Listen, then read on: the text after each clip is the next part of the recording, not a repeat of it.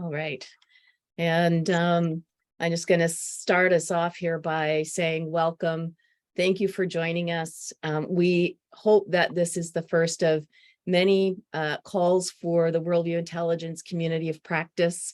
I would say that when Jerry, Nancy, and Stephan and I were delivering the practitioners training in France at the end of November, we really had a good sense of how much Worldview Intelligence has grown over the last few years, and a much better sense of the power and potential of what it is that we're up to.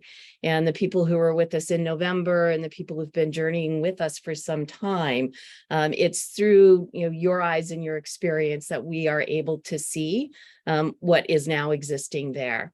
And coming out of November in particular was this strong call to really begin a community of practice, to have us connected to each other so that we can learn with and from each other as we go forward. And if we have Worldview Intelligence projects or an opportunity to apply worldviews or the 6 dimensions framework somewhere, this can become a forum and a place for us to share the stories that we have, the questions that we have, and just so much more. And we're seeing that these calls are one of the ways that we can stay connected for those who can join us. We're also seeing we're in the process of developing an actual virtual community platform, which is still some months away in development because our marketing person who's creating that is working on other things for us at the moment. We are our website is being updated. Our Worldview Programs e-learning website is also being updated. Jerry and I have 4 webinars that we are beginning to offer starting in May, all with different aspects of worldviews, worldview intelligence, and neuroscience, around the idea of, one is around leading change and the role of loss. One is around how do we talk to each other in a divided world. Another one is, why won't you change your mind, damn it? Because I'm trying to persuade you to see the world from my perspective.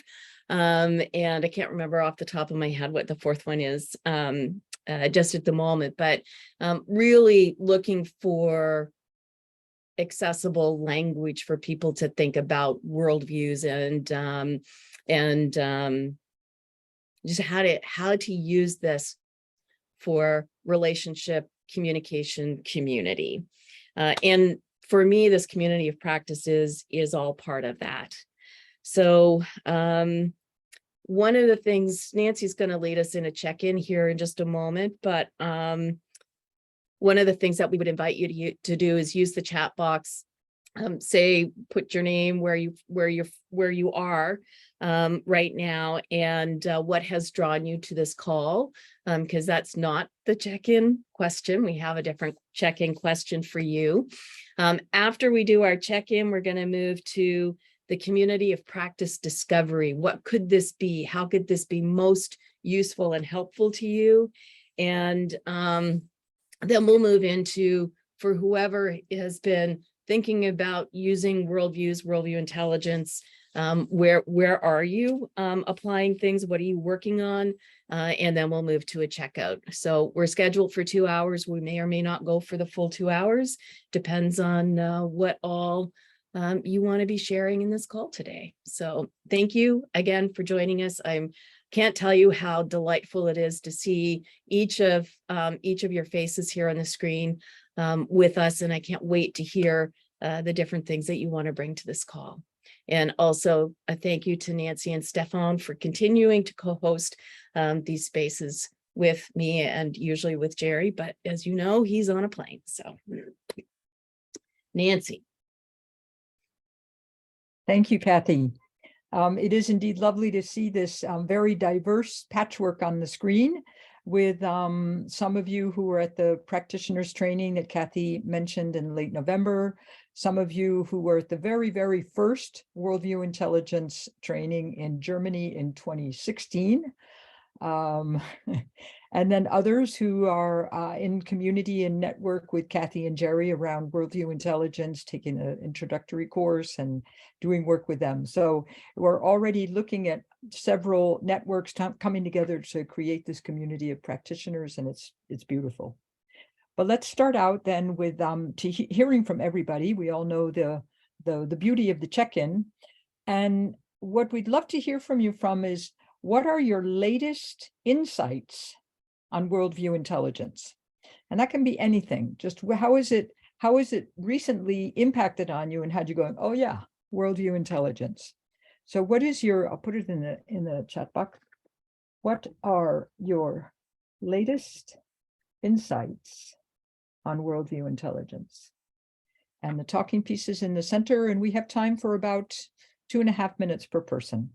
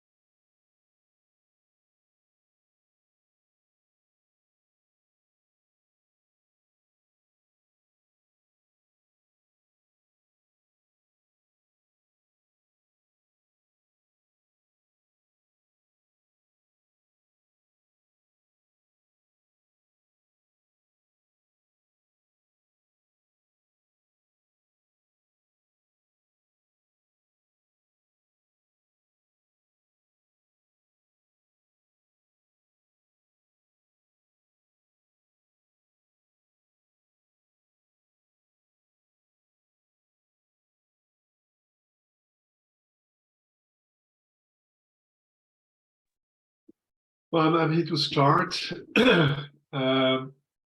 Last week, I was with a friend of mine in a hospital with a project team around appreciative inquiry. And for some reason, half of the members had understood that their role was going to be to facilitate the workshops coming up with the other people in the hospital. And they were frightened to the point that out of the 12, 6 had decided not to pursue. And so at the end, we were able to meet with all 12 and clarify what had been said. And I guess it's probably not an insight, but just a reinforcement of the importance of taking a step forward and asking the question on clarification, and not wait to be in the groan zone, or if the groan zone arrives, make sure that I come out of this by asking questions, just to make sure that I have all the proper information to be sure that what I understood is aligned with what has been said, and it's a way of stepping out of the discomfort zone, or making sure that it has been understood in the proper way. So the consequence of this, if we had not had the time for clarification, then we would have lost 6 people in the group, and there was a no-go to move forward. So ask the question, clarification, clarify until worldviews are aligned, so that the team can move together. That's for me. Peace back. I'm not sure if this is an insight, but what keeps coming into my head is, if not now, when? And when I reflect on my own personal journey these last several months, it feels like every other conversation I get in ends up in a conversation around worldviews. And I specifically got asked a question on Friday, well, what would you do about it? and it was a social challenge that had been brought up. And I went straight in, bringing people together, bringing a diversity of people together that have varying worldviews, creating relationship, and just what might be possible when we can bring people who would not normally talk to each other just because they just don't travel in that circle of people, and the powerful solutions. So Kathy will be aware that I've been chomping at the bit to bring this at a community level. I've brought it at a commercial level, but at a community level to my country, to my island. And so I just keep sitting in, if not now, when? And so then it is how.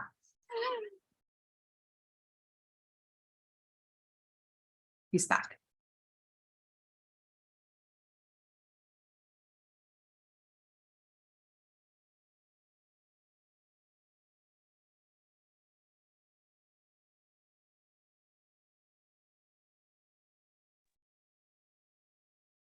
I can go on.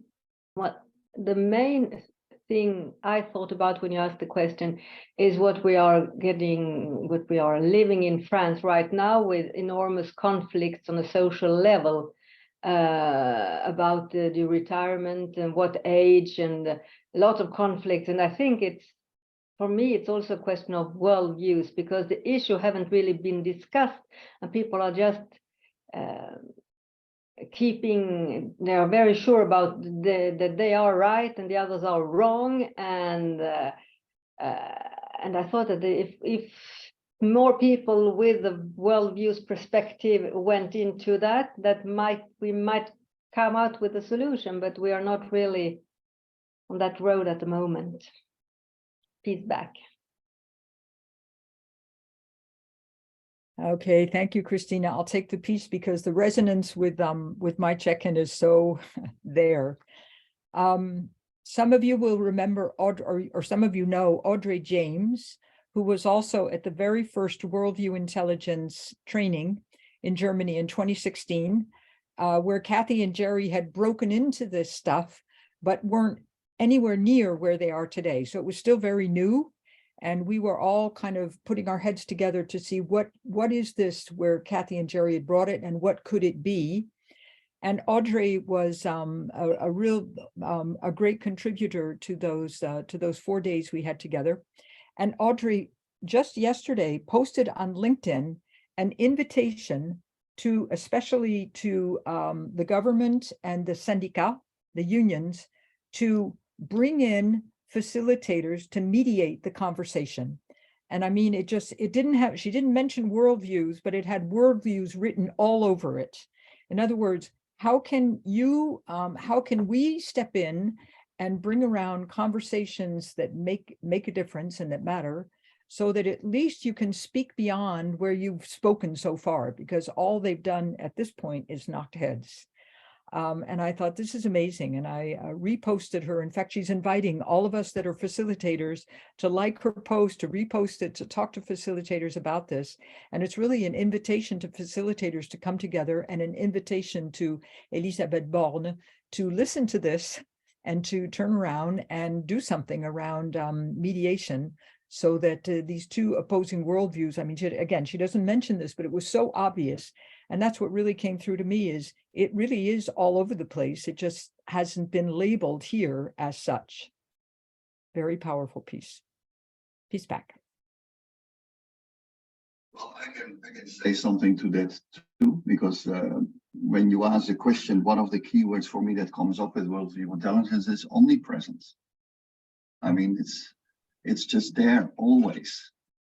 Always there, above the surface, under the surface. We just have to dig it up when we want something to do about it.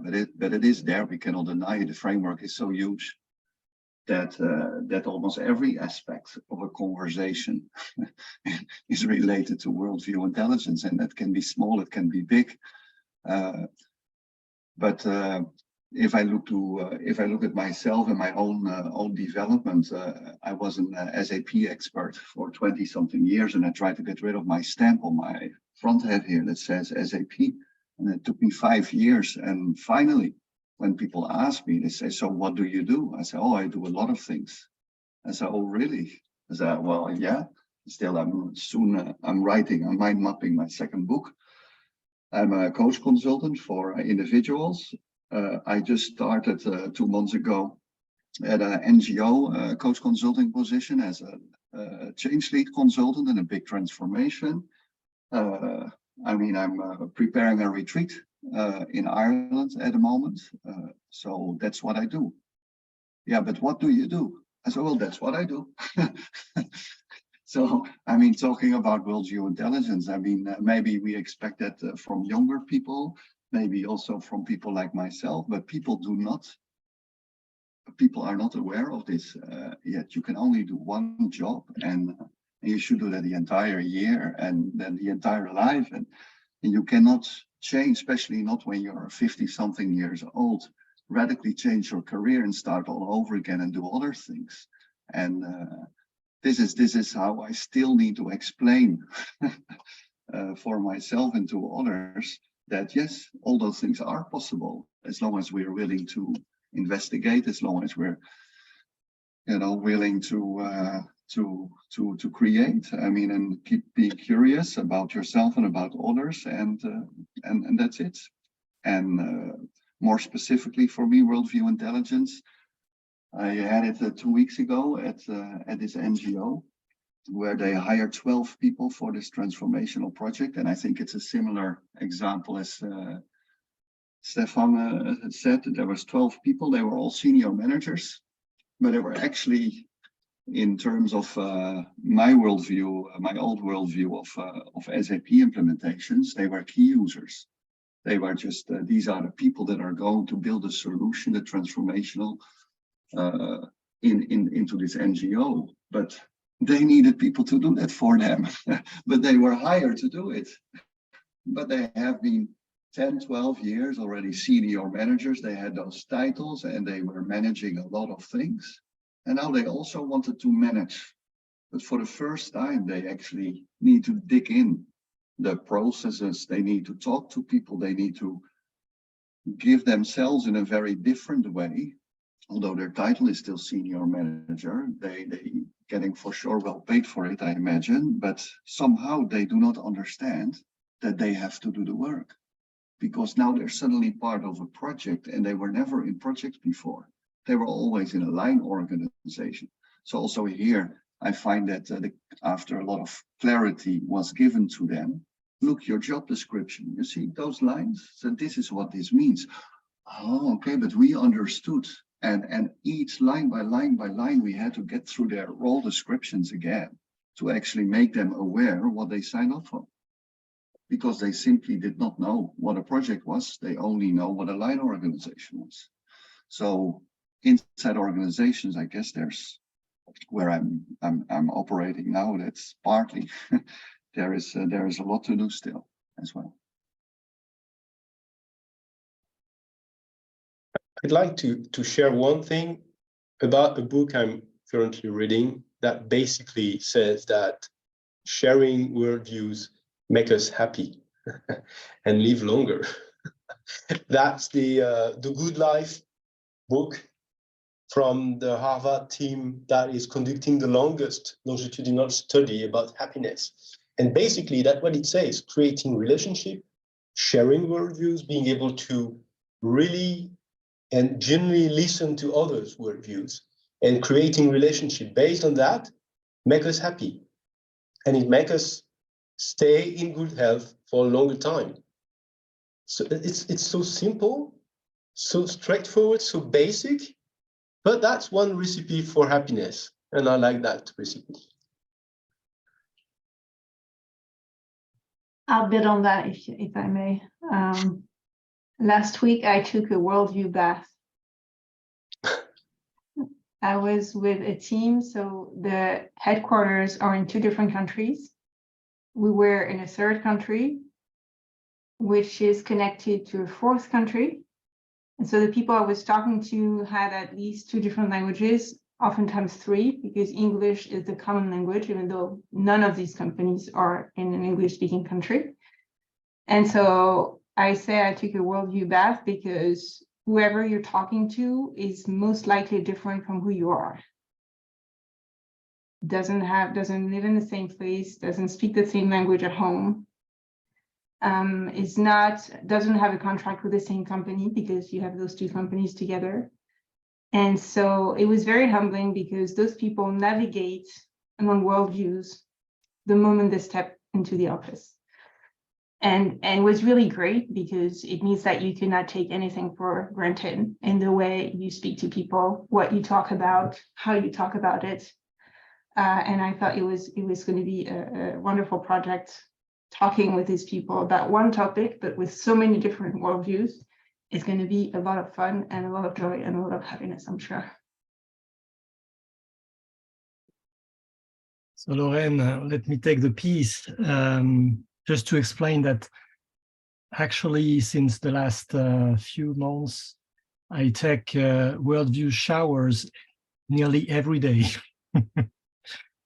Actually, your question, Nancy, was pretty good, because I thought, oh, last time was 2 weeks ago. No, 1 week, no, yesterday. Yeah, yesterday. So a very personal matter. I've got a 15 years old daughter who's decided to become a Muslim. So I've got lots of different questions, conversations with friends. And yesterday morning, I was with one of my Senegalese friends.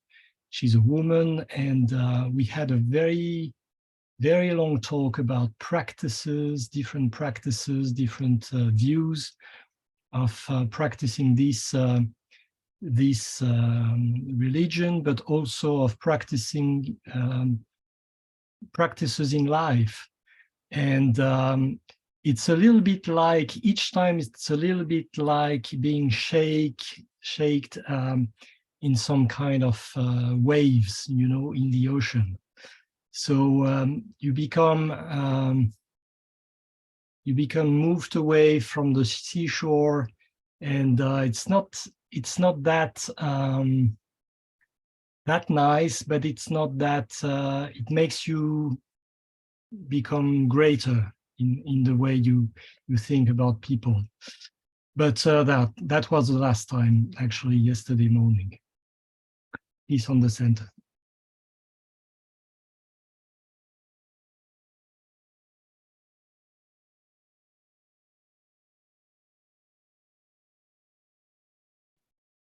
I can go next. I would say that one of the most challenging things in recent days has been a notion around my belief systems. And in the reality dimension of Worldview Intelligence, we talk about belief systems as part of that. And sometimes the question we ask is, or one of them is are people basically good, or are they basically evil? And I listened to a broadcast a few days ago posing the idea that evil does exist. And in some ways, it's the only way you can explain things like the atrocities of war and how people act with individual agency in brutal ways when they could possibly be choosing compassion instead. And it was over an hour, but it really caused me to pause and think about that notion, because I want to believe, and they say that most of us want to believe, that people are basically good. And so the idea that there might be a different idea or explanation out there is challenging to my own worldview perspective, and has invited me into some real contemplation about that. And so then anytime I get overwhelmed by some of these ideas, I just come back to what a lot of you have been talking about, which is we have individual choice, we have community, we have relationships, and we have choices about what we decide we want to fuel. And I think that that's always the invitation in the work that we're doing, which is the choice toward compassion, humility, curiosity, and building these relationships and creating these worldview alignments wherever we can. But I will say, and I posted on it about it in the Facebook group for Worldview Intelligence, it just gives me pause and invites that reflection around a worldview perspective that is different than my own. And we're always saying that taking the time to do those reflections and to listen to those perspectives that are different than our own can be really useful and just help us with our own worldview choices. Peace back.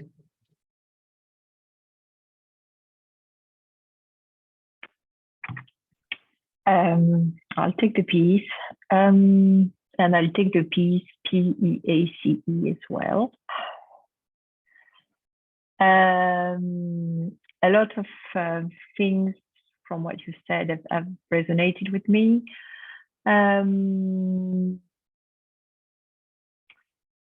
Last week I was in I introduced a council circling in the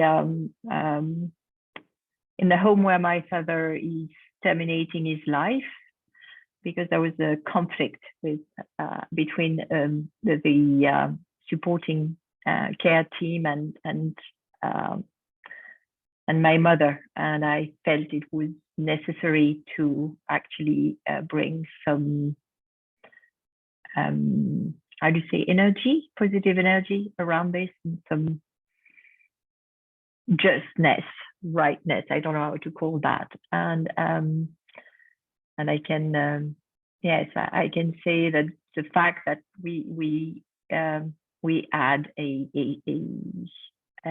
piece to talk, to circulate around the circle, and everybody could actually be listened to, that lifted a lot of the tension in the system, and that I believe this was the only way to actually create the right environment for my dad. So I am really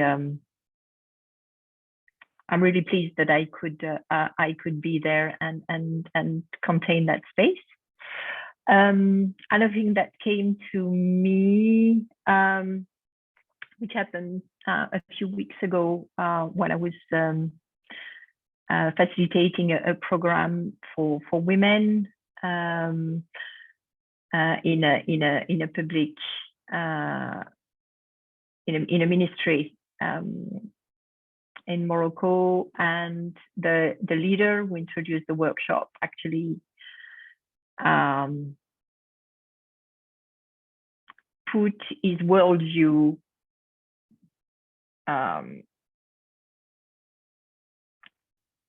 stated his worldview right at the beginning of the event.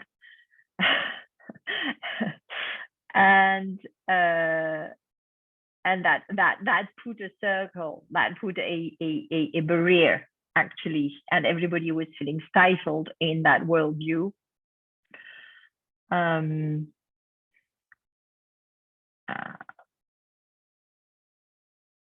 Basically, he said that people in Morocco were how do you say, were stuck between loyalty to family and friends, loyalty to their job, and loyalty to their ancestors. And so we made a call with the co-facilitating team and decided that actually we were going to make them visit the worldview physically. And so we created a huge triangle, and we asked them to step into the triangle and to go and stand where where they were feeling, I'd say divided, where it was hitching, that where they were feeling that it was the place where they were at the moment. It was really interesting because actually they could position themselves in the triangle, but because they could position themselves in the triangle, they could in the second step of the process walk out of this triangle. And so we asked them to get out of this triangle after they had stayed where it was irksome to them. And then we asked them to think and to journal and to exchange about what it had provoked, what it had created in them, what it had opened for them to step out of the triangle. And that was a very powerful worldview shifting experience. So I felt really a lot of a lot of gratitude for this leader. And so my insight was actually then diving into somebody else's worldview and experiencing that worldview with your body and your emotion can actually help you to move out of it and to go into a new place, actually.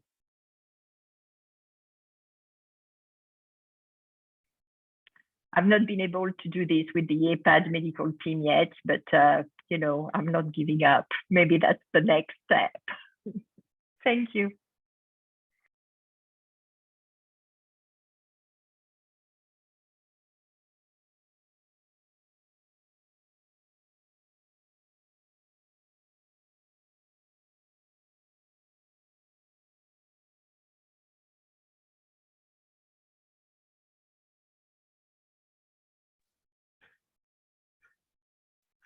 Am I the last one?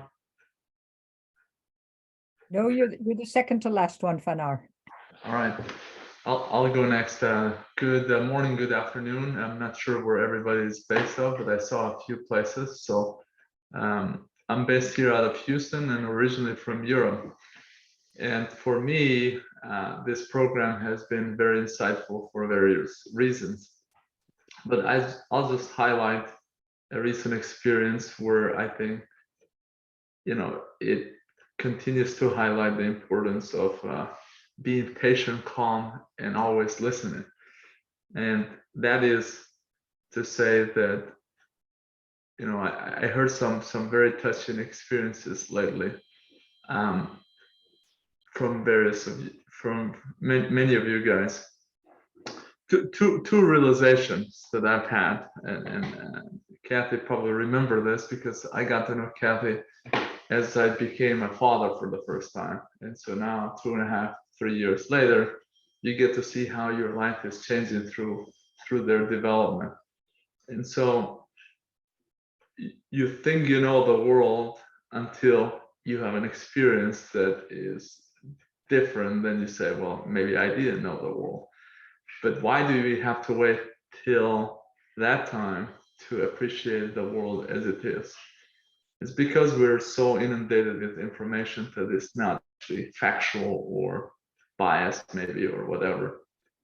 And so I've landed in a spot where what's important is not what you do or what you're trying to accomplish, is why you're trying to accomplish. The why is critical.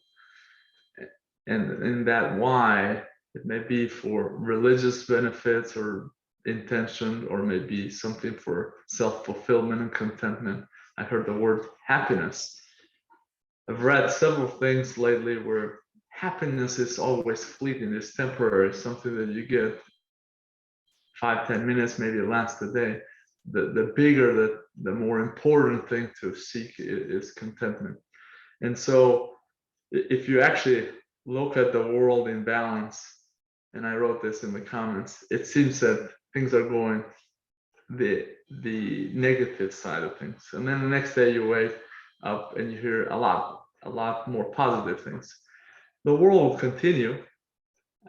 It's just that we need to find the positive elements every day to build that energy up while the other things are draining us. So with that, I hope I'm looking forward to getting to know you guys a little bit more today and in the future. Thank you.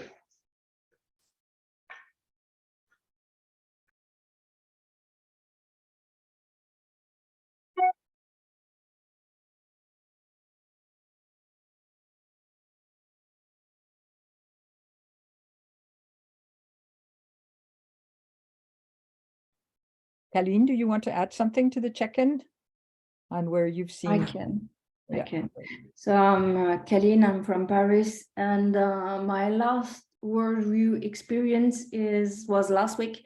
I participated with my daughter's class in workshops around disabilities and sports. So we did moved around as blinded people or in a wheelchair. We also did practice several sports blinded or in a wheelchair. And it certainly was an insight on worldviews, both for kids, but also for adults and for me.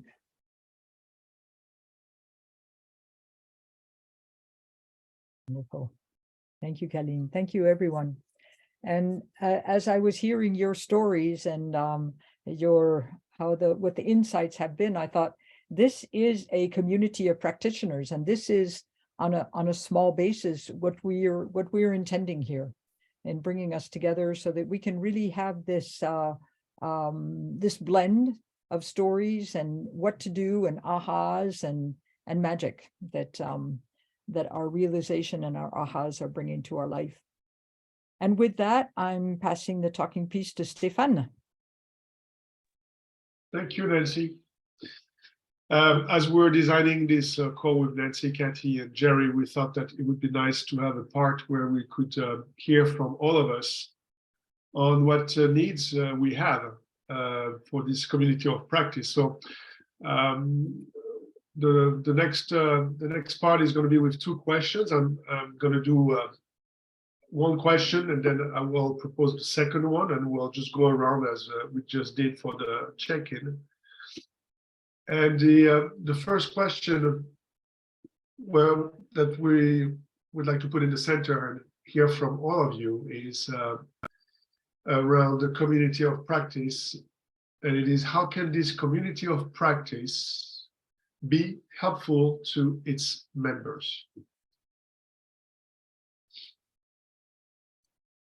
I'll put it in the chat. How can this community of practice be helpful to its members?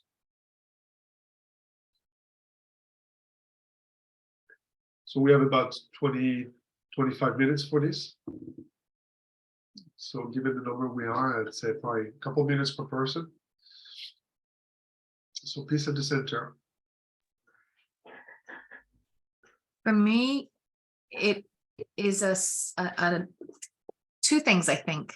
One, it's a space of learning, further development for myself, so that I can learn from your experiences, idea generation.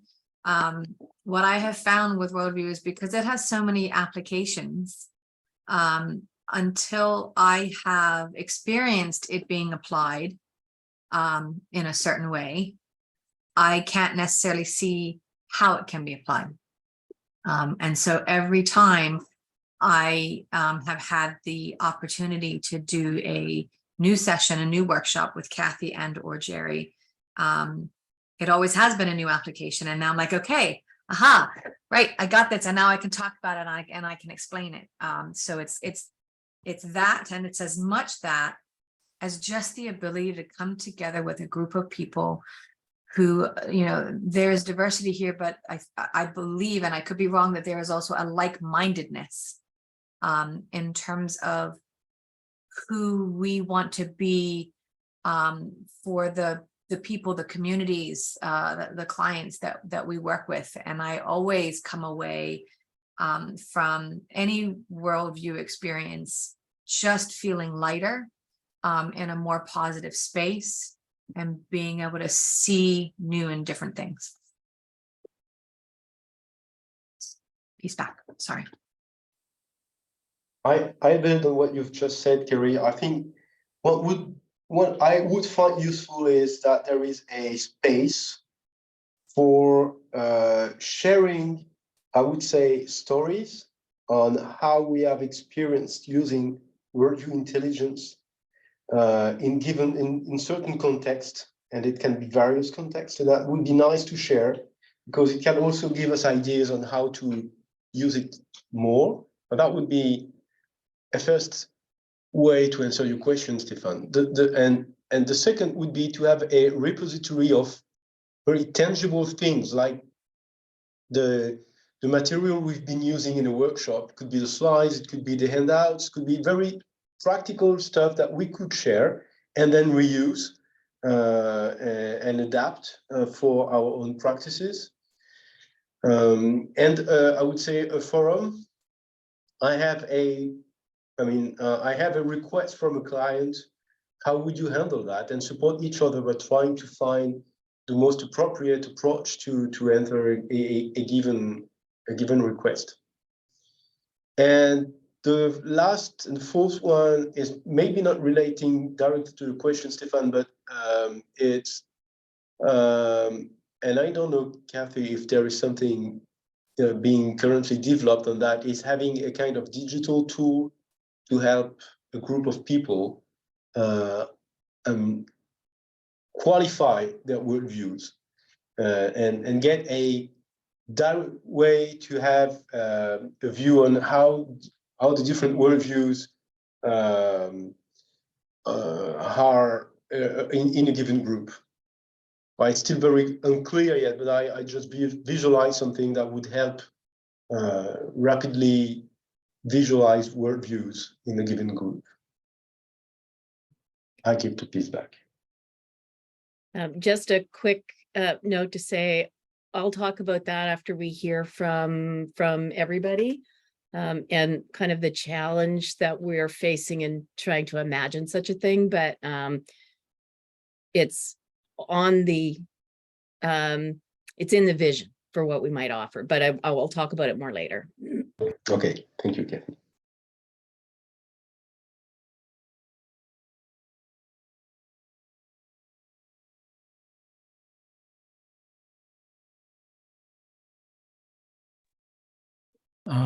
I take the piece. I personally have the feeling that I still need to dig into my worldviews a little bit more. And one way that community may help is maybe to get some appointments with one or two of you and having conversations about that, helping each other to dig and to explore our worldviews. The other thing I'm thinking about is when we have maybe experienced things with clients, is to have a space for some kind of intervision, sharing experiences and having the feedback of you people on what happens and what kind of questions have been powerful and some not, and so on and so forth. I'm done.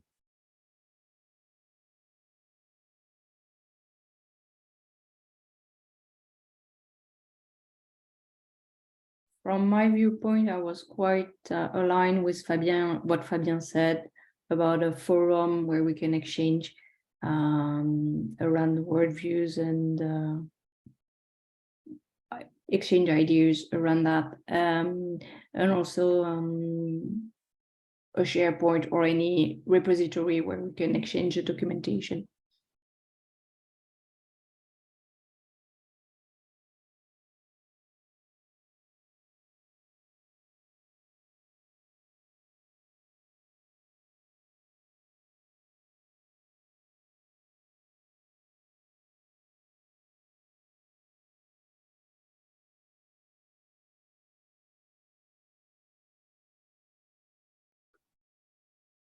Well, I will take the piece too. I mean, I'm fully aligned with Fabien, what he was saying, to be honest. I think he made it very clear. This is also what I'm after. I would like to, of course, to learn from everybody, but I would love to see what others are proposing to clients or not, and just actively use documentation. I would also like to know if that's actually permitted or not, if you can just do that. And I've already discussed this, I think, a few years ago with Katie. It would be great to have a platform where we can just actually use stuff and then say, okay, this is how we train you guys. I mean, just you know, this is what we can show. We have also some teasers here, but also be able to just connect to some kind of platform and just say, okay, this is what we can start doing together if you're that interested with the group.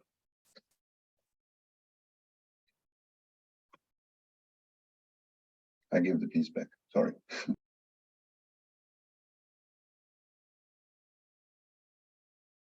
I'll take it briefly because I agree with most of what has been said so far, especially by Fabien. Maybe right now I was part of the November training, so it's fairly recent. And one of the needs I have at this stage is to realize what kind of starting point we had with the clients. What was the situation where we felt like using the worldviews was what they needed. So maybe it's theoretical, I'm not sure. But along the line of sharing examples, for me, it would be with the intention of realizing what it was used for.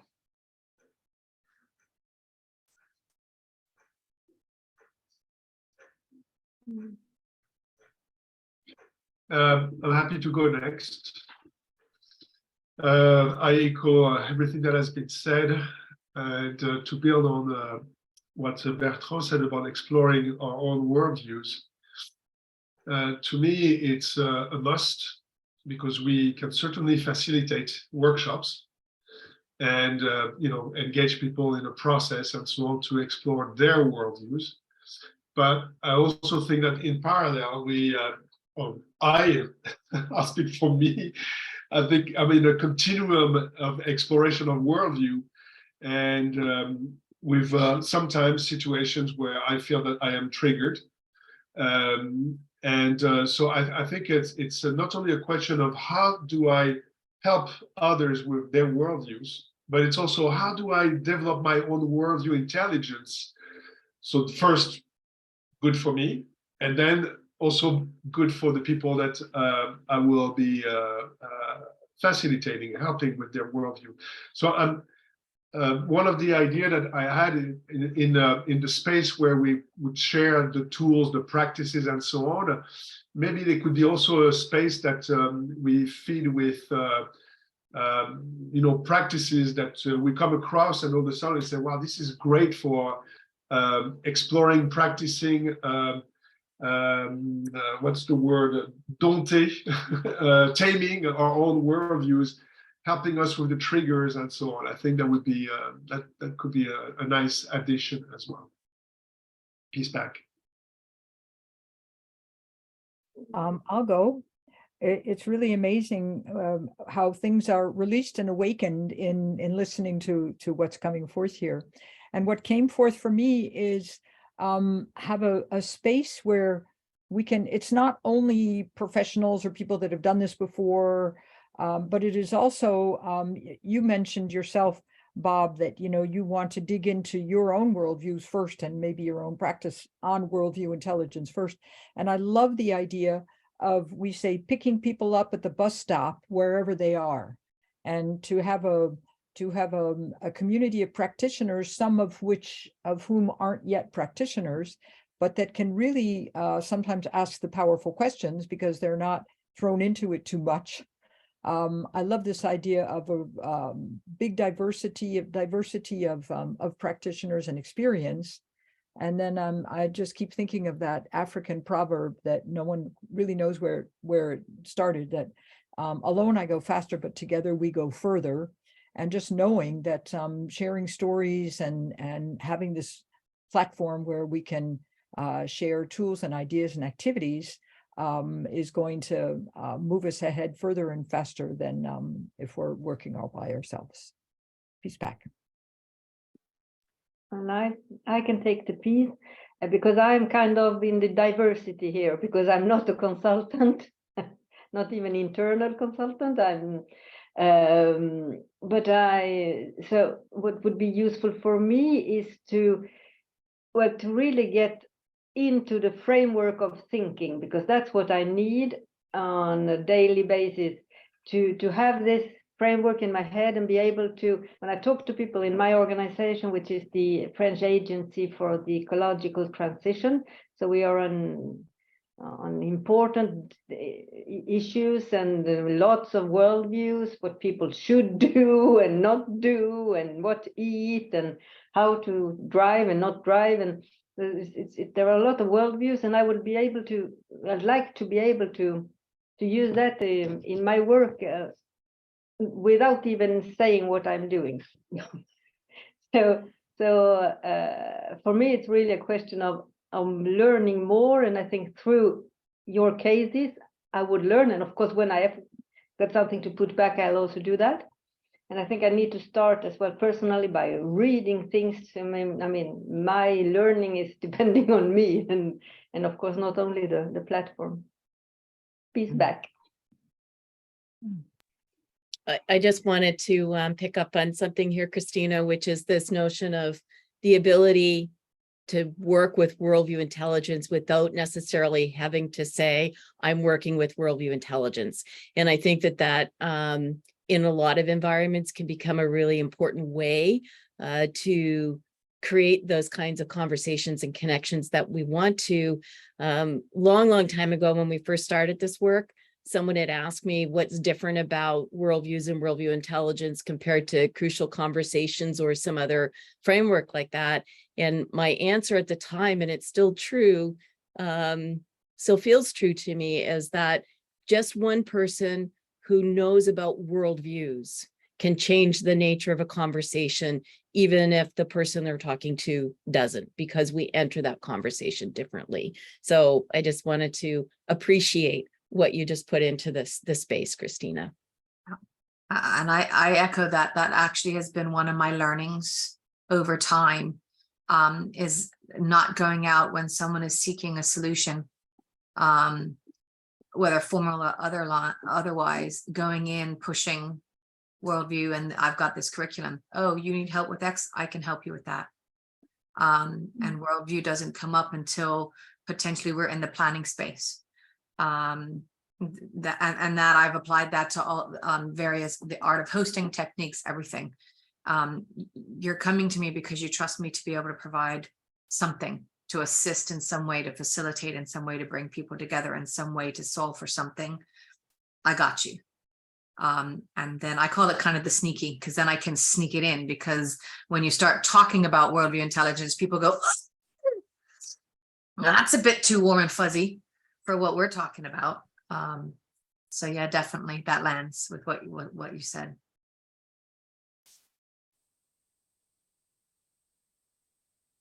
Yeah, I think I can resonate with that.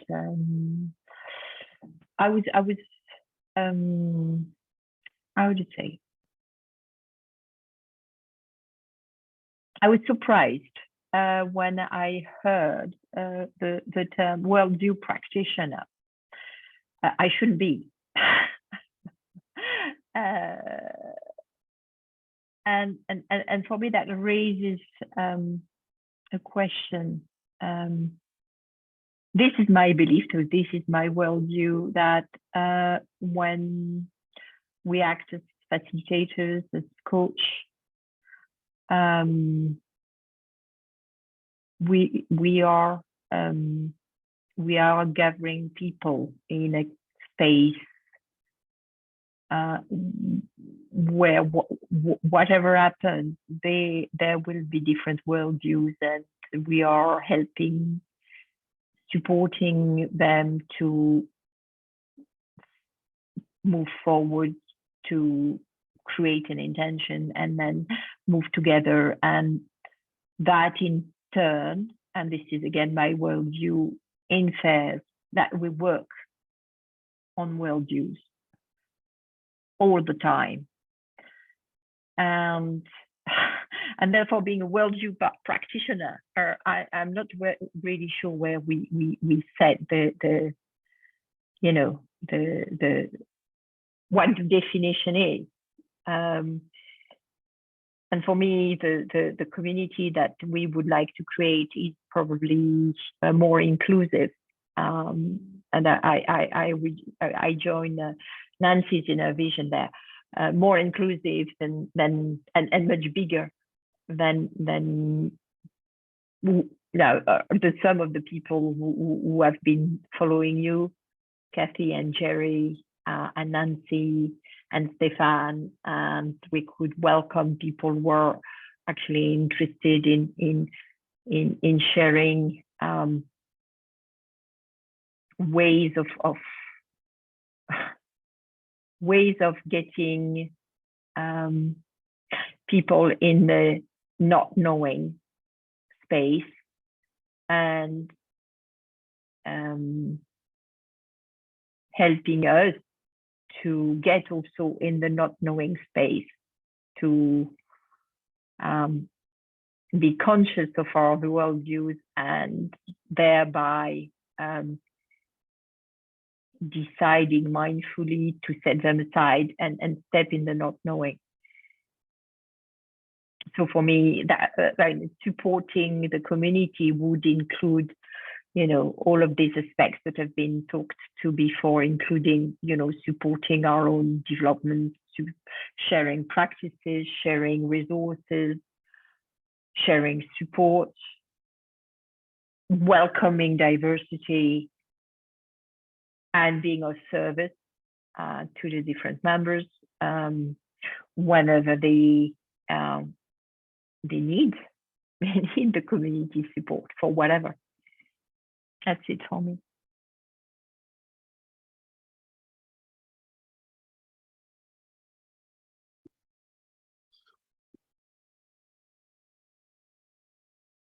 Anything else that one would like to add?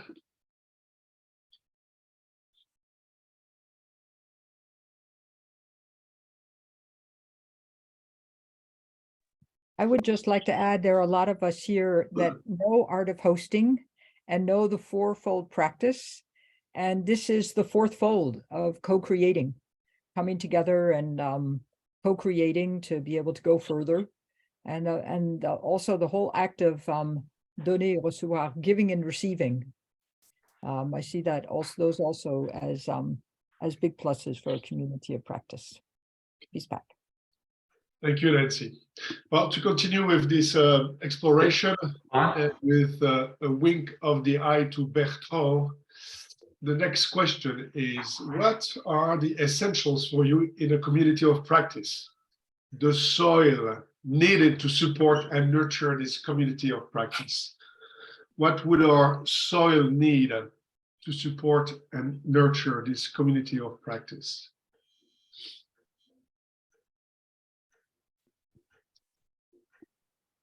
Stephan, can you hear me? Yes. Yeah, Sonora. I think some sort of at least quarterly get together would be beneficial to exchange ideas. And I think having some sort of I know a law firm out of Louisiana that does this, and this is just an idea for you guys to consider. Every year, instead of publishing a calendar with pictures of their employees, what they actually do is every employee seems to have their home recipe or grandma recipe for cooking their favorite meal. And so they put it on a book and they send to the client this book. So for every year, you have Keen Miller 2022 cooking recipes. And I was wondering, as we collect these ideas and thoughts, could we create something like that for Worldview Intelligence? Whether we choose it to call it that way or something, I don't know. But it'd be nice to have a nice little booklet for every year, the success stories.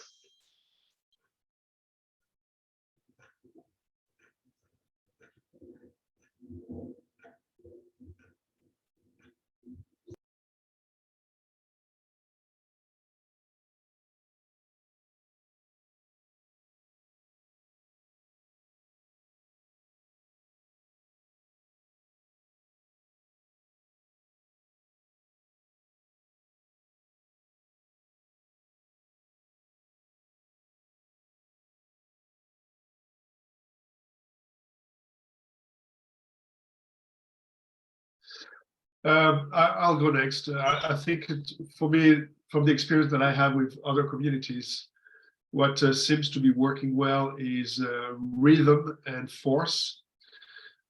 So yes, I echo that. The fact that to have a call like this every quarter or maybe every other month would be nice. That's the rhythm piece.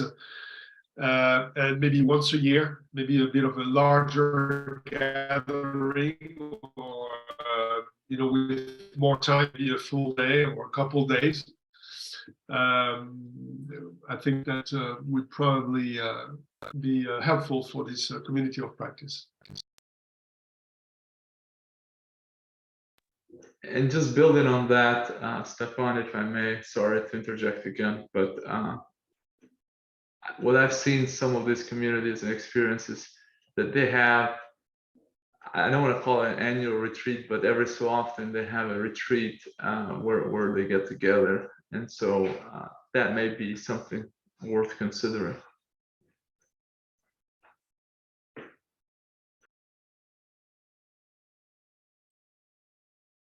Building on that, there's a training element that shows up for me. And I know there's courses, but the gap for me often is taking what I've gained in the course and then being able to apply it. And so there's this dependency that I've had on working with Kathy and Jerry, one or the other or both over the years.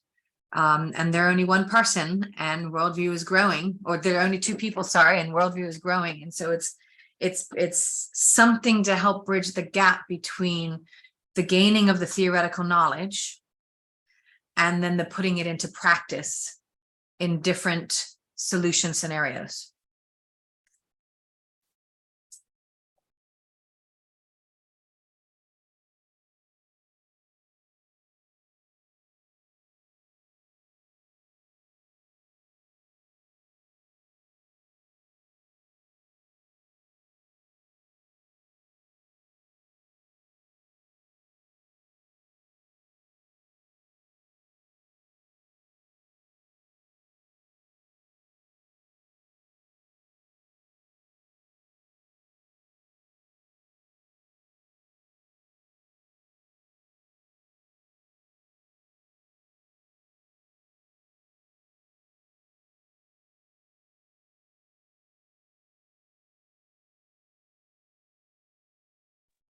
I'll go.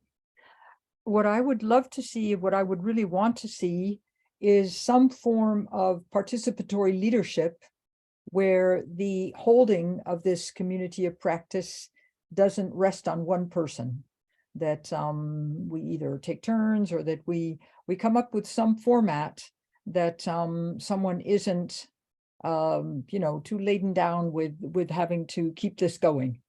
We want it to be, I mean, it's to help bring us together and to bring us forward. So this might mean having different people step forward to facilitate the different calls. If we have a call every 6 weeks or every quarter, that's up to us to determine. But that there really be participatory leadership in piloting this community of practitioners. Peace back.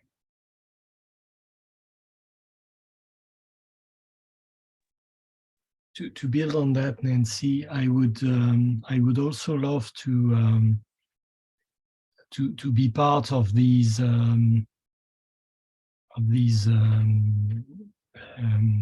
of sharing organization of these goals by pairs, so that it's a good opportunity as well to know each other, working on preparing a call like that, and having also some space in these calls to test, to try things, questions, formats that may help explore all the different tools or different practices of Worldview Intelligence.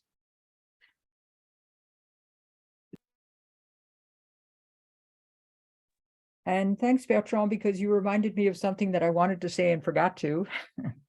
I would love to see this community work on, sorry, before I say that, we've all seen the importance of the relationship with the client or with the people with whom we want to unfold some consciousness around worldview intelligence, around worldviews, first of all, to then work towards worldview intelligence.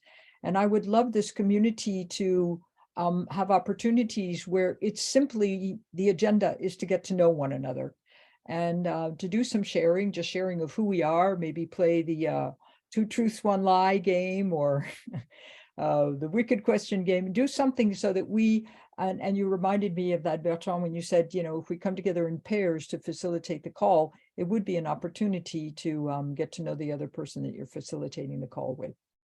So a focus on the being as well as the doing.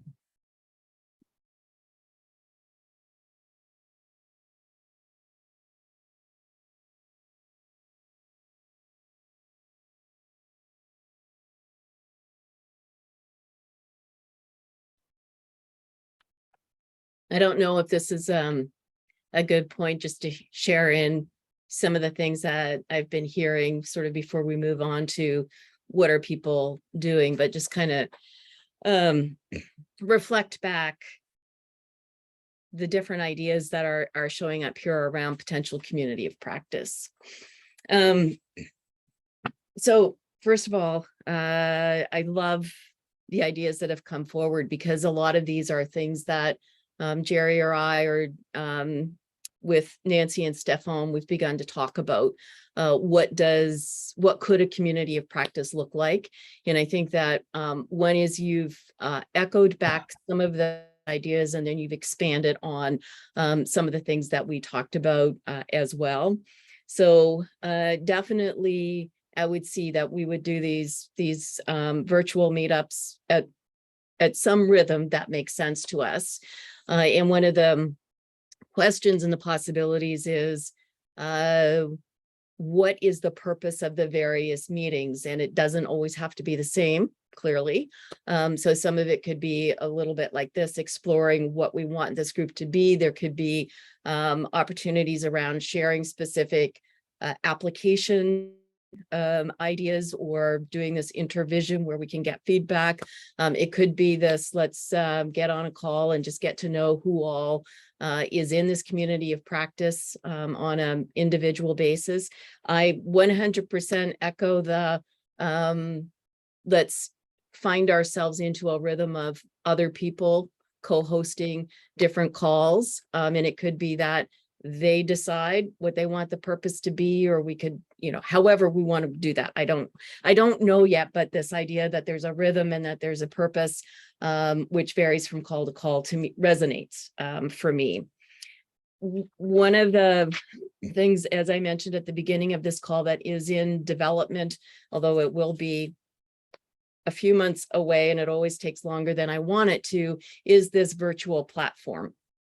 And a lot of the things that you have mentioned can be part of this virtual platform. We're using Kajabi for our Worldview programs site, and Kajabi now has a community space, and it can be created in exactly, I think the word that came up the other day was channels. So there could be like a specific channel around just introductions, another one around these are the upcoming opportunities and I want your feedback, or these are the stories of success, or these are the resources that are available, sort of each in its own separate channel in a different place. But you know, and I kind of have an idea of what that's going to look like, but over the next couple of months, we'll be looking for feedback from people of, is this what we're looking for? What else could we add? How is it working for people? For those of you who weren't there in November, we do now have a workbook, which has been translated into French. And there's a variety of other resources that we've made available in a Google platform. But the idea would be to move it into this virtual community site that we have.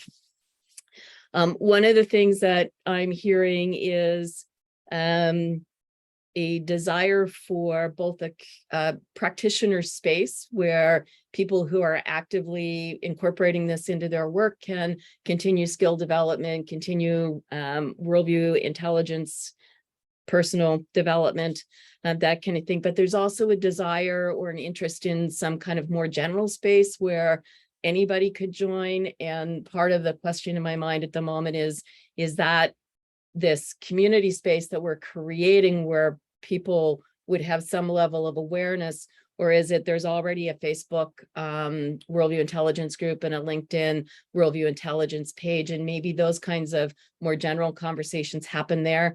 I don't know, maybe there's a space for it on a community platform. I don't know what it takes to take care of a space that's both specific and general, but we're in our learning together so we could discover that. And then the last thing that I would say it is related to this question of a digital tool. So Jerry and I have been having this conversation, I would say, for years now about is there some way that we could help people begin to see and understand their own worldview or their own worldview perspective.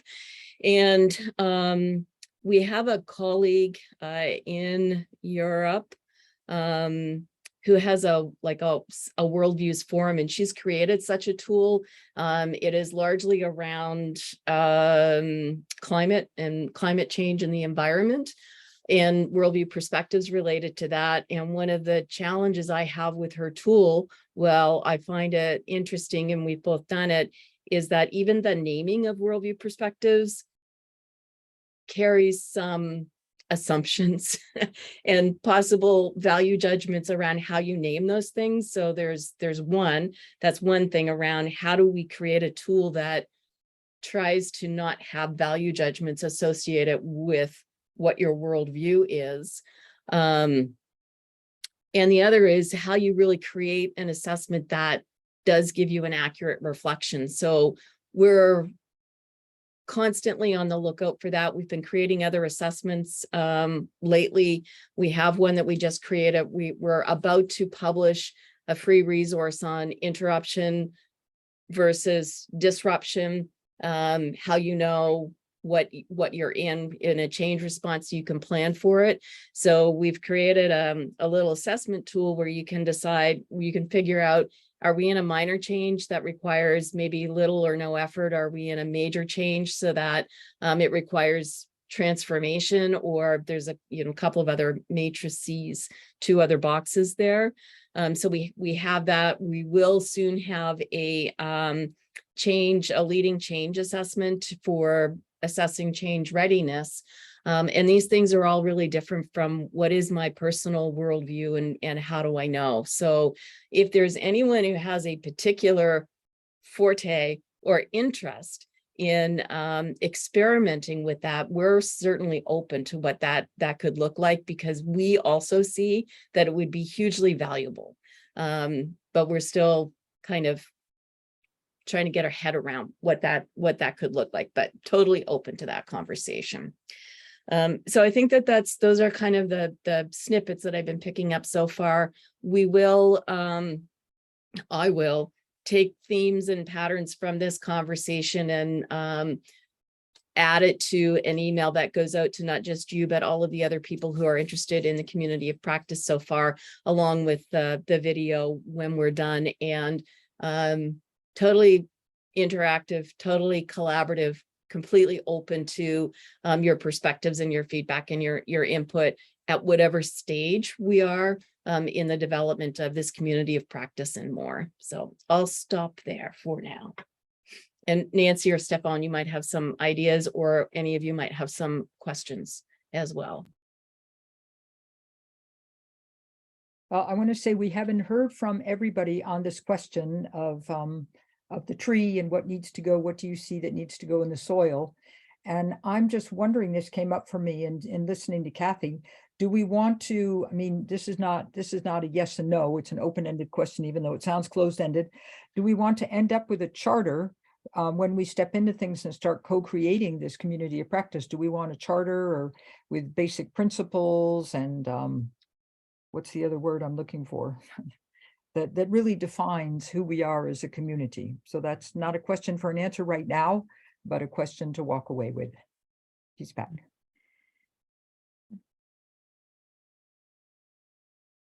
What comes to me when you say that, Nancy, is a common intention. I think that would be nice. And what we need is to build up our container. What do we need each to feel safe and to feel that we are at the place, at our rightful, just place, individually and collectively. And maybe building a container like this would involve as well, not only sharing our global intention, our collective intention for the world, but also to share our individual intention in line with where we are currently in life and what is alive for us in joining this community and being part of and taking one's rightful place.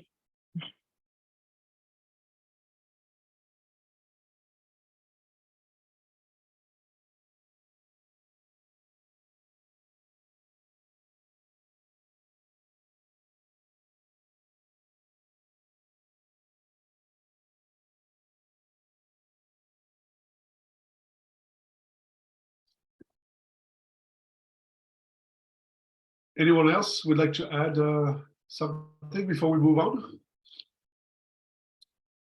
Okay, well, thank you everyone for your contributions. And Nancy, back to you for what's coming up next. Thank you. Okay, thank you, Stephan. So at this point, we're looking at what can this container look like and what do we all want from it? And again, it's not speak now or forever hold your peace. You can come up with more ideas moving forward. But we also wanted to look at, before leaving one another today, what is already in place? In other words, what are you using or you hope to use, or where are you using Worldview Intelligence today? And what projects are you working on that do or could include Worldview Intelligence?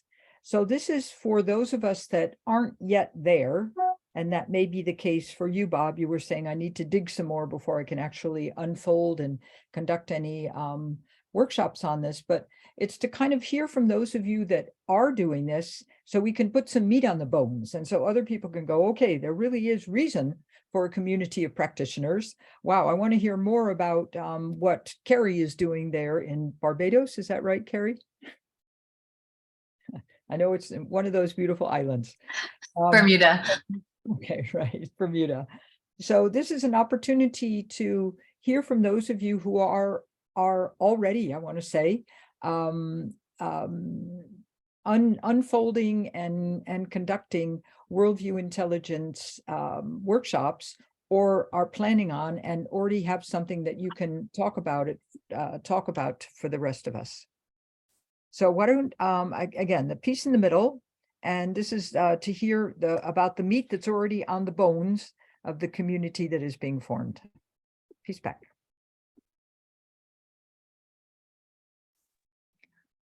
Yeah, Nancy, I would just add to what you said.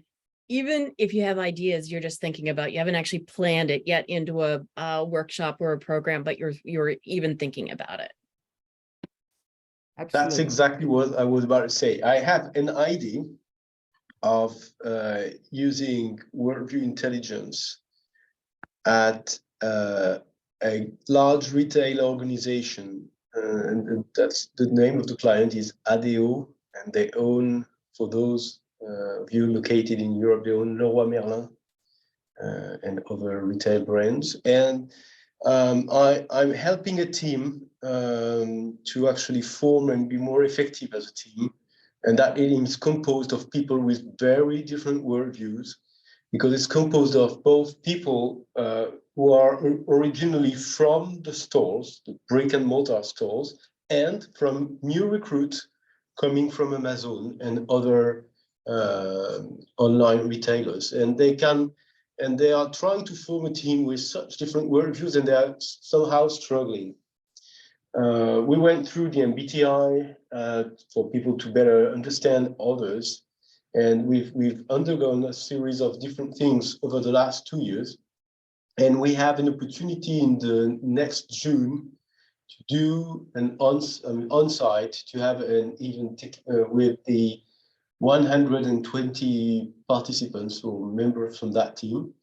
And I think that Worldviews could help in that context to better understand each other, and also prepare the role that that team will have on the rest of the organization, because they have to help the old world, let's say, move towards a new way of operating, because they are what they call the marketplace team, you know. So they have to help the rest of the organization be able to now consider that they're part of a larger community of people who can provide products and services to the clients, and how to think this way. And that's this team that is supposed to also make that mind shift happen within the organization. So they also have to understand Worldview Intelligence as a tool for themselves to be able to operate later on with the rest of the organization.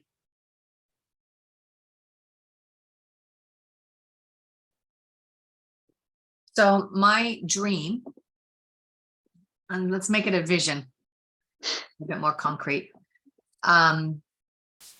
Bermuda right now is in the process of going through education system reform, health care system reform. We have all of the same social challenges that have shown an increasing presence in countries around the world, and in particular the US. And it is, quite frankly, worldviews that get in the way of any form of progress. And that doesn't matter whether we're applying it to the physician community within health system reform, or the educators, or the public government ministry department in education system reform, our ability to have our young Black men take their place in society and have an equitable place in society. And what is lacking is the ability for members of every sector of our community to come together and just be in conversation with each other to create solutions, because everybody walks into the room with the way they want to do it. And though the last 20 years have not been able to break that cycle. So my vision is to get funding so that I can actually bring Worldview Intelligence workshops to the community,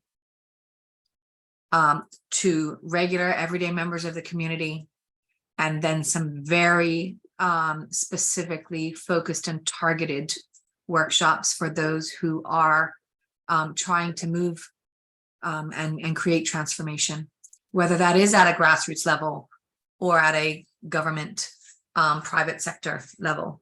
The challenge has been convincing the powers that be to take it on in their own funding. So if I can actually get funding from a community foundation, then that is my goal. That is kind of what I want to bring. I want to bring Worldview Intelligence to the broader community in Bermuda, so that more people are in a stronger position to walk into a room, even if it is going to somebody's house for dinner and meeting new people, and to be in conversation with each other in a more productive way.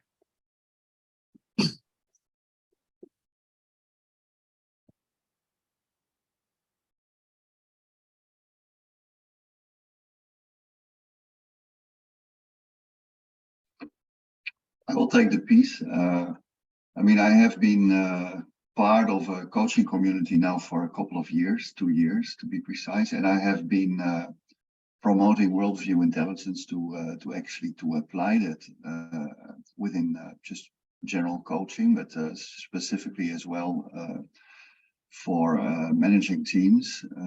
So it totally resonate with me what you just said, Fabian.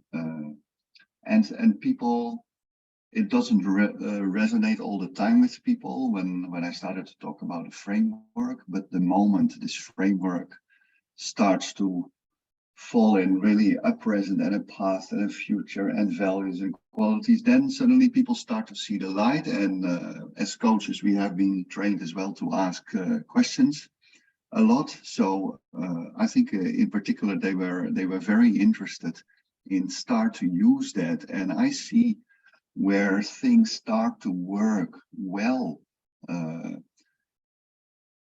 For example, in the coaching or coaching consulting business, all depending on the definition of of the job, I mean, is also in roles where you need to work on agility of an organization, agile leadership, agile strategy, agile culture inside organizations. Of course, then you have the obvious topics as inclusion and diversity.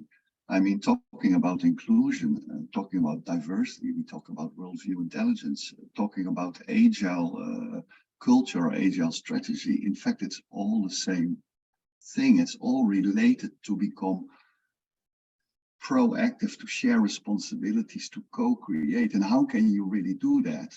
When you start trusting each other, when you start building trust, when you start building relationship. And how can you do that? Is to exactly to listen and to see where people are coming from, and to generally being interested in people.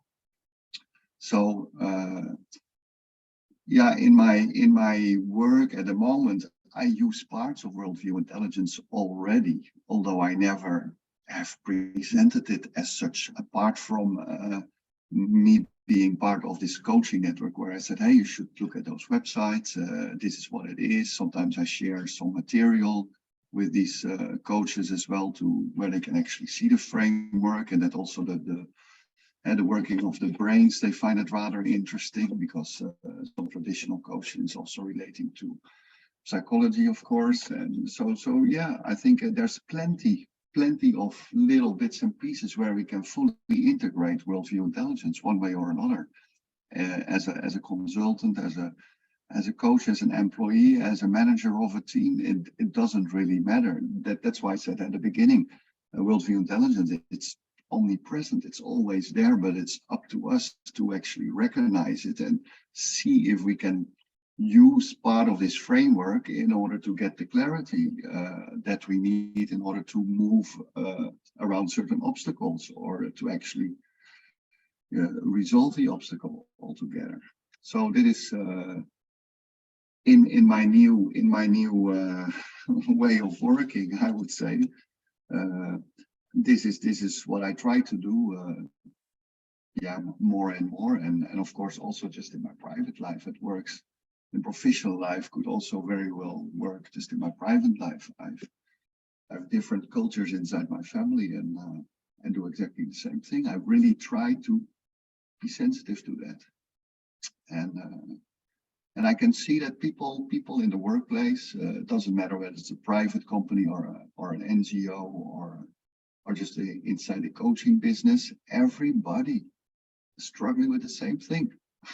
Really, they don't listen very well, and when they do listen very well, halfway the sentence, they get into their own references and they start hearing an answer that is never going to come, and you can help them with that. I mean, yeah, I think it's for me, it has become a game, basically, a little bit, now that I can see what I'm doing. When I was in SAP business, it also worked like this, but somehow my brain didn't function properly because I had to think systematically all the time as well. And then at the same time, dealing with people. No, the system is always right. It's as simple as that. So it's it's much easier. But I'm starting to have fun, and I see plenty of opportunities, especially the ones I just mentioned, that we can use in order to get things done. And when Fabian is saying I need to make an effective team, and I say, I mean, that's awesome. That's great, and I think it's very feasible to do that with Worldview Intelligence, because it's a great framework to do that. All right, that was it, I guess.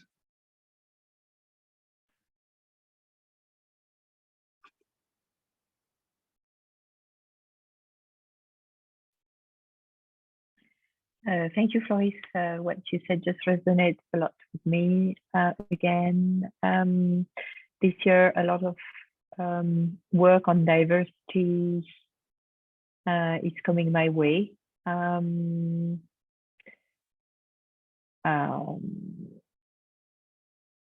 have difficulties expressing this because somehow the word equality is not resonating with me anymore. So I'm not really sure what how I want to put this across. But yes, hosting differences in the workplace. This is what I would say. This type of work and I mean, worldviews are at the heart of that. So for me, this is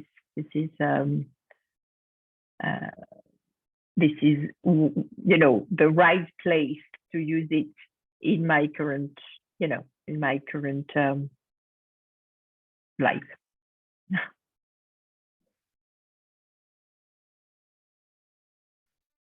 Anyone else who has actually proposed and conducted a worldview workshops with clients, or has another vision or idea of how to unfold it? I would say the only dimension I regularly explore with groups is their reality. Sharing their reality helps people understand what worldview each one of them have and get a little bit more aligned to one another. That's all. Yeah, I probably should have added, I have done some worldview work here, mostly in the commercial side. We used it, Jerry and I, nope, yes. Kathy, you're gonna have to, with our electricity provider, it was used to actually develop, it was actually a holdco with about 5 or 6 companies, but the predominant company was the electricity company, to develop the company values for the group of companies. So it was used there. We've used it in Bermuda to do leader development work at our college. So the college leadership team was being tasked with implementing a new strategic plan. And so they were looking to develop their own skills and how they could appropriately support their own teams as they implemented some very distinct and different strategic planning initiatives. It was used in strengthening a team in a reinsurance company that had some team building requirements in it. So, you know, each use has been distinctly different, and we've also come together and put a proposal together for our government on this idea of the community implementation of Worldview Intelligence as it relates to the island being able to open up its immigration laws, because we need more bodies in Bermuda, but there's obviously a lot of sensitivities because many of our families are under or unemployed, and there's a gap in understanding how it could be a benefit to people coming in when I'm not working. So just the use of worldview in developing understanding and introducing the whys, and bringing again the diversity of community together to build relationships so that transformative things like this can be implemented.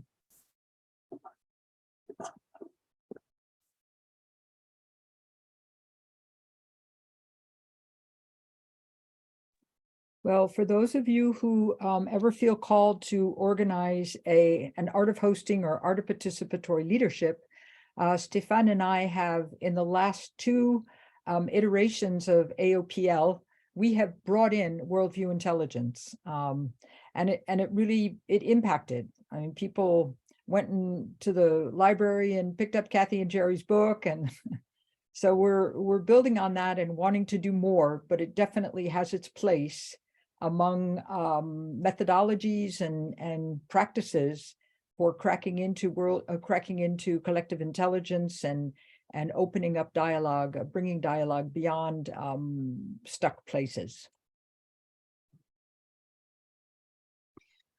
I'll go next to just quickly on the.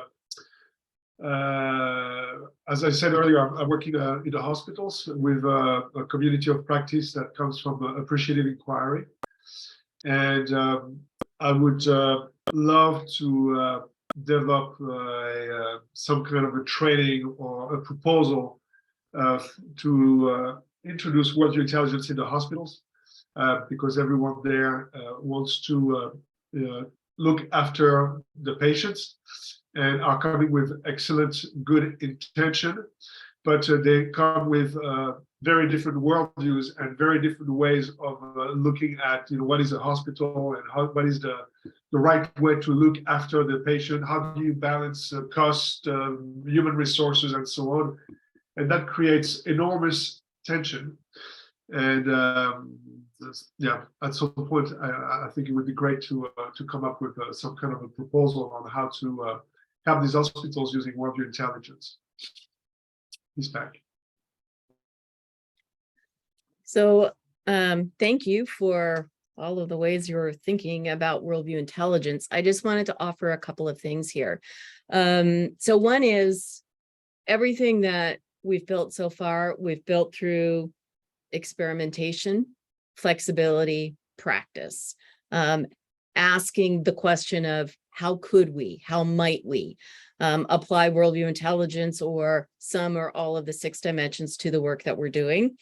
So I first want to say, thank you for the care that you want to take around preserving the integrity of the work that Jerry and I have created and developed.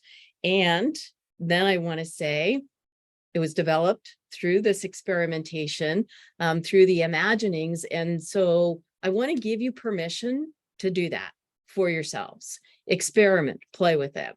And I'm thinking specifically about Fabion's example, when we have, there's so many different ways that worldview could be incorporated into those conversations. Everything from what are the worldview perspectives of people in physical stores versus those who've been in virtual environments, compared to what's the past or current worldview that we have, what's the future worldview, what are the gaps, how do we bridge those gaps, to the different elements of the organization. So whatever functions that they have, whether it's administration or finance or sales, those are all different worldviews. So there's any number of ways that you can begin to think about what are the worldviews at play, what do we want to illuminate, and then what are the ways that we can begin to think about bringing alignment into that. And that could go for any of the examples that people have put forward, is just thinking broadly about possibility and application. One other thing that I want to say here is that some of you have already had conversations with Jerry and me about specific applications and idea generation around that. We are more than willing to have that conversation with anybody who's on this call or anybody who's in this community of practice, because we know that can help spark some of the ideas. Within the workbooks and within the book are questions for each of the dimensions that can help spark what are some other ways we could frame some of those questions.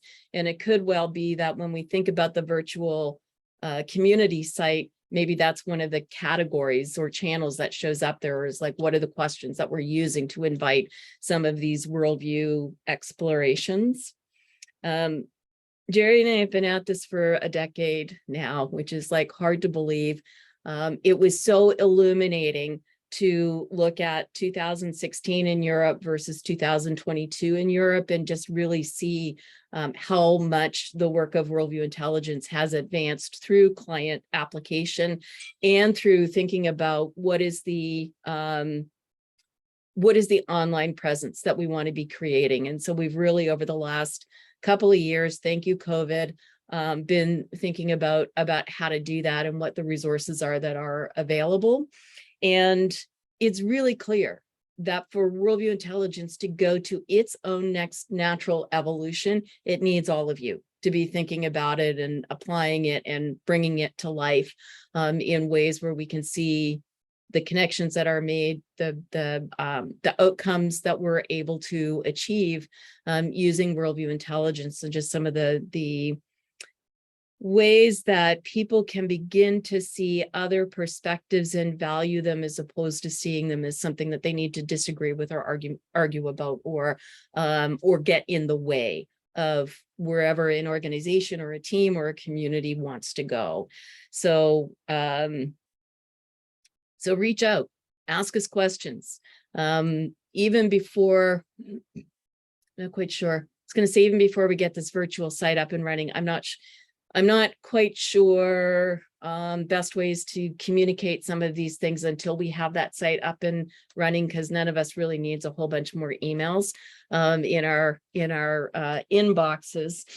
So I'll ponder on that for a little bit, but I'm excited about where Worldview Intelligence is going to go next, because so many more people are thinking about how to use it.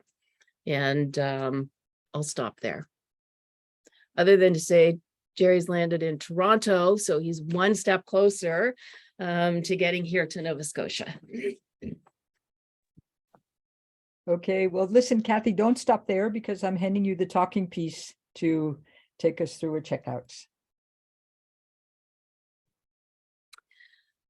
So we didn't necessarily have a specific question around the checkout. So I think what I would invite here is whatever reflection is alive for you now, or what's in your heart, having been part of this call for the last 2 hours.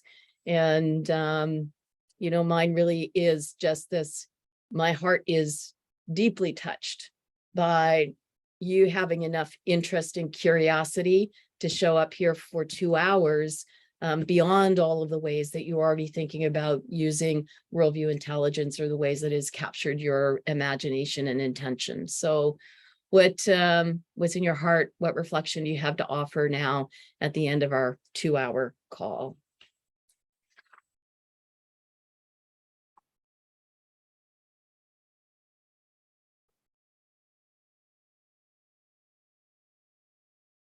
Well, as usual, I am completely energized once again. This is a huge part of why I always, whenever possible, take up the opportunity to convene within the Worldview community.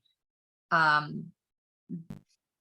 I'm energized to fill back in the gaps. I stepped out of the consulting world just over a year ago. And life's journey has me back into the consulting world. This is where my heart is, this kind of work. But there is a lot for me to learn and to get by. So taking the courses has been fabulous, and having my moments where I'm able to put it into practice has been wonderful. But if I want to be doing this and bring this consistently into my work, then there is some professional development that I need to do in and around this. So that's kind of what I'm stepping away with now, is that commitment to doing that. I'll take the piece, because that was exactly what I was thinking. I thought that, well, I was on the training in November, so that's quite recent, but I have not really got back to the course material. I'm having a 2 hours train tomorrow afternoon, and I'll take these things with me to get further down and to see really what can I do now, what's the next step for me. And I feel really motivated now by our conversation. Thank you. Oh.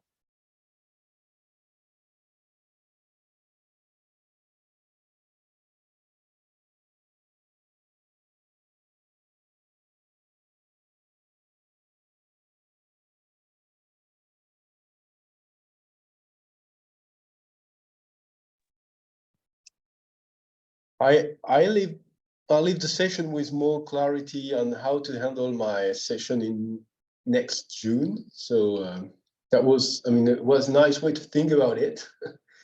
And I have a question. You were mentioning, Kathy, a kind of a handbook in French and English that is existing. I'm not sure I have it, so if you can find a way to send or share, I would be interested to get it. Yeah, you don't have it, Fabian, but we'll get it to you for sure.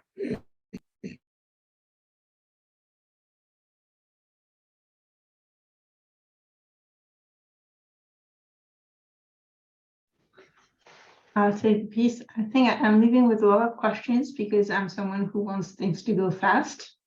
So I am leaving with a lot of questions, and I guess that's okay. Yeah, and building on that, I guess what is a realistic timetable, Kathy, for next activities? But yeah, it's really nice to be able to be amongst friends, if I may call you all that, and relearn some of these topics, but more importantly, relearn through experiences. So thank you for considering me again.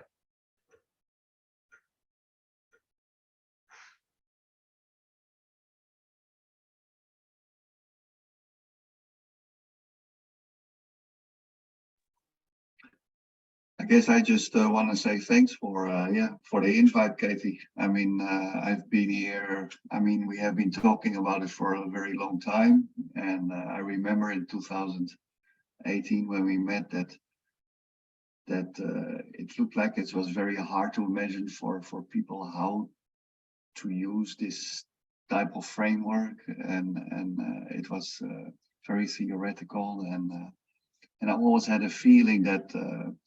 Yeah, maybe I was not ready for it yet, although I had a clear idea how it could be used, although I had not the words to bring it above the surface. But I think now, 5 years later, I definitely do. I'm in a complete different picture. I've changed profession, and yeah, I see a lot of opportunity here, and I'm very happy to be here today and to see how this is evolving. So thank you very much.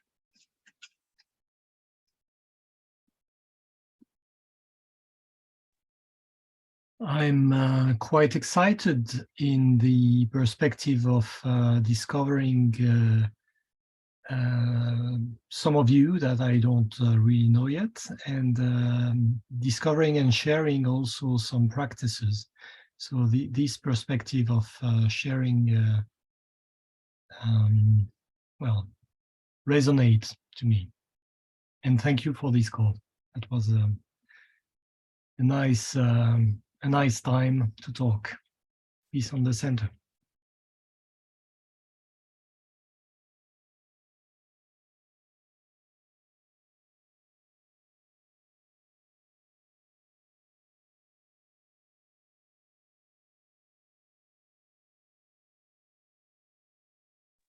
I'll go.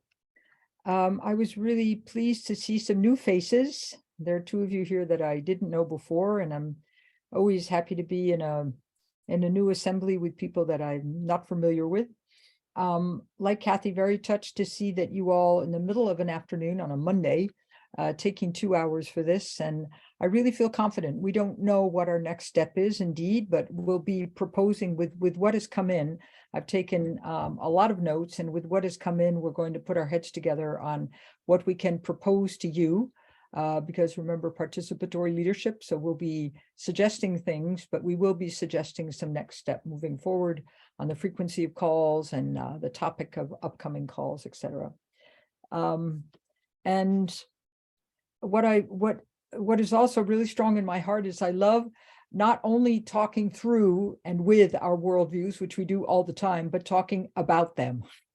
And that to me is just, it's always, coming up with what you were saying, Carrie. It's always such a pleasure to talk about them and just gain an awareness on the place that they have. Thank you all for being here, and peace back.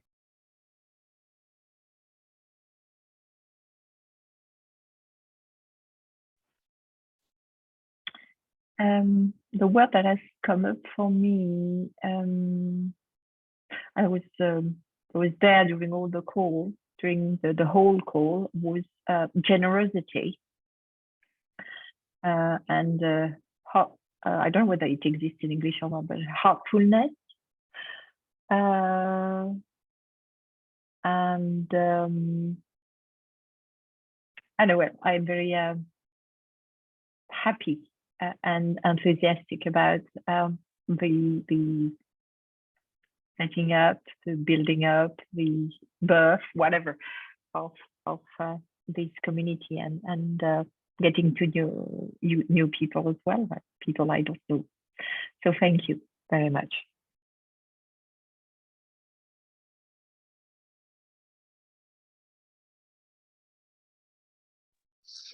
I'll go next. It's really nice to be on calls with Kathy, Jerry, and Nancy. I have to say, it's really nice to be on the call with 12 other people. So, and to see that the community is growing and that there's interest around Worldview, and there were a lot of great ideas that were shared today. So I feel that the soil is fertile and that the tree is growing, and I'm quite happy about that. So I'm looking forward for what's coming next that we've we decided together today. Peace back. I believe that's everyone. A couple of quick things to wrap things up. One is I'm seeing at least 3 co-creation opportunities, and I'm sure there will be more. But one is around shared leadership for these virtual calls. One is around the co-creation of a charter for this group to capture collective intentions and purpose for the group and the virtual platform. And another is around the creation of a worldview assessment tool. So those are just the 3 that popped during this call. I'm sure there'll be more. I agree with Nancy. We'll get back to you with some next steps and some thinking about how to invite people into hosting this space. I also have 8 pages of notes from the call, and I'm going to do kind of a little bit of a synopsis of some of the themes and the patterns that I heard, and share that back out along with the video of this call, which will be within the next 2 days for sure. So if it's not today, it'll be by Wednesday for sure. You'll have it. And there are at least 40 people, maybe 50, who we sent the invitation to the call out to. So there's quite a number of other people in both Canada and in the United States in particular. And there's a consideration around some of our colleagues in Australia, recognizing the time zone challenges that we exist with trying to get everyone together. So we're starting with somewhere in the range of 50 people for this community of practice. And these are people, some of them are clients that Jerry and I have worked with. Other people are other consultants that we've worked with or who've been sort of in this Worldview Intelligence circle for a while, but definitely people who are interested in carrying on the conversation and doing the kind of skill and knowledge development that you all talked about in today's call. So that's what I've got. I can't believe it's 2 hours already. The time really just flew by. And I probably can't say enough just how delighted I am to see the variety of people who've shown up for this call and your contributions, because I feel like we're off to a really good start.